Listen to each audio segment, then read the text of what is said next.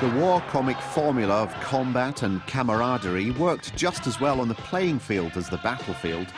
Both fulfilled boyhood fantasies of heroism and glory.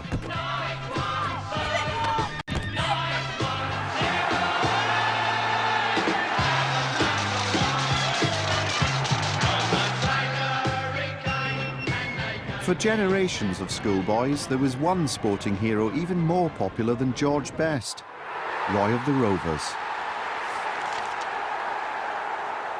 What a volley from Rice, but Gleeson's hooked it off the line. The rebound, Duncan, it's all yours. But saved. As a boy at 7 or 8, I mean, you're dreaming, aren't you? You know, and everyone says to you, what do you want to be? I want to be a footballer, and, you know, I want to play for Melchester Rovers, say I want to play with Roy Race and Blackie Gray and help them score the winning goal. And here's Lawrenson. Oh, I say, what finish. What superb finish. I think from the football point of view, it's like winning the cup final in the last minute every week. Blackie Gray's knocked it in. Rovers have equalised. Goal!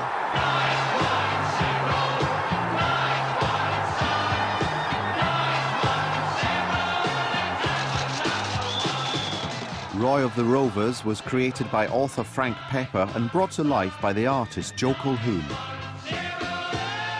The way the football was portrayed was something brilliant about it, because it was drawn in this way that you could see where the ball had been. And I like that sense of pattern and being able to follow what was going on. His goals always went in the top corner, and you just saw like the goalkeeper's fingertips just about to get there, and he's done it. It's in. 2-1. Goal!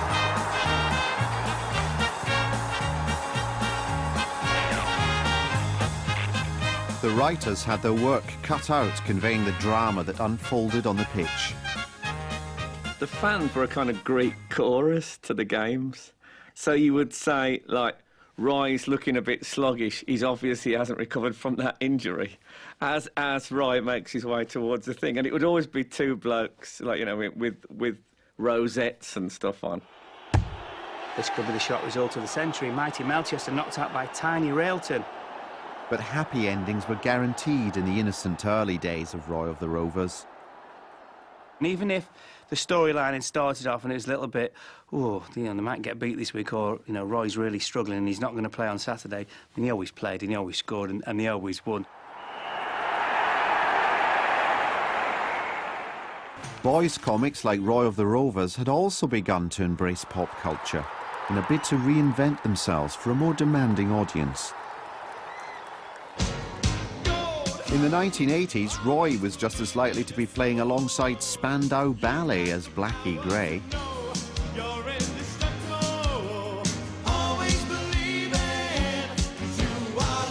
A bit edgy about Spandau Ballet playing for them, because there was always a thing at Melchester that people would hold up banners that say, "Go on, Roy," or stuff like that. And then they started holding up banners that referred very much to Spandau Ballet, and I wasn't happy about that. Roy's life was increasingly becoming a soap opera inspired by the most sensational news stories of the day.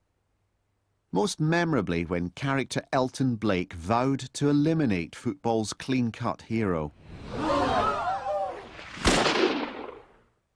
It was inspired by the JR shooting in Dallas. You recall that in that story they built up lots and lots of suspicious characters who could have shot JR.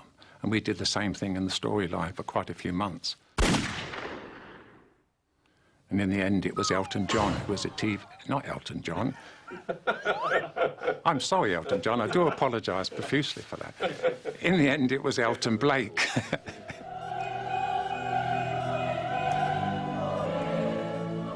And Penny's at Roy's bedside.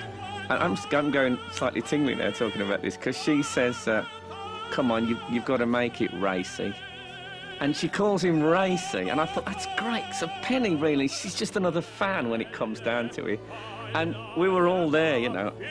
Roy survived the shooting, only to suffer a crueler fate in March 1993 that brought his illustrious football career to an end once and for all. They had Roy in a helicopter crash and had his foot amputated.